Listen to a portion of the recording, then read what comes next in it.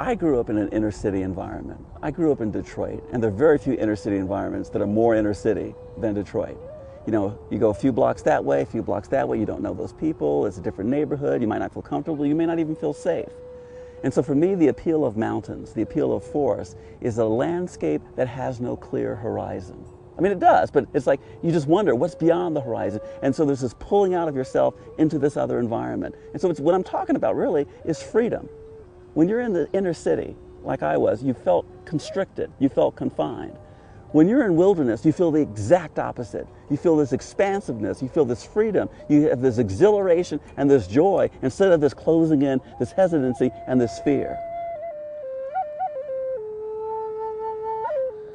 And that's what's wonderful about being not just in the outdoors, but being in the mountains and being in national parks. They open you up to the beauty of what's beyond the horizon, and they spark this fire for you to find out what else is out there. There's an explorer in each and every one of us, and I think that sense of being an explorer is blocked to some degree growing up in some environments. And I felt that growing up in Detroit, it was shut down, and being out in the mountains, it was released.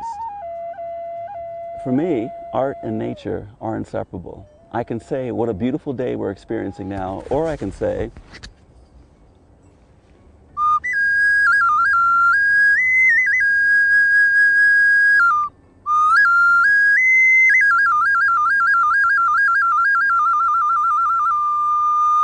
is the kind of day we're having right now.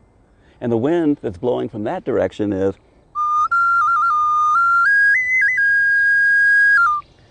it's just a different way of communicating. It's a different language. Art is a different language and it's a response to the mystery that's out there in the universe. It's not something that's reduced to theorem or equations. It's just reduced to this passion that just comes out as music, or comes out as poetry, or goes onto the canvas as paint. But it's all a response to the beauty of the earth. What I would say to young people is that follow that passion, make that connection. Because it's not just for the health of the individual, it's for the collective health of our society, that we all become better connected to the earth. African Americans today constitute only about 1% of the visitors to Yosemite National Park.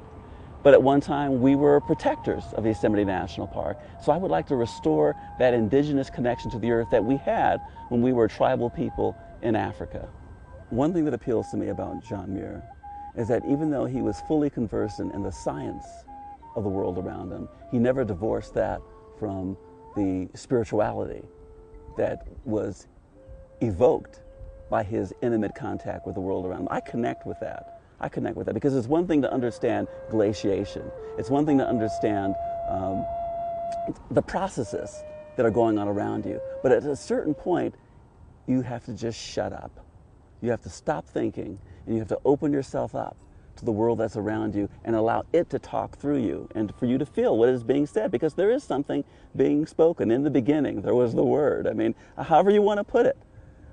I just feel that there's similarities in the way he's talking and thinking and feeling in the way that I'm talking and thinking and feeling.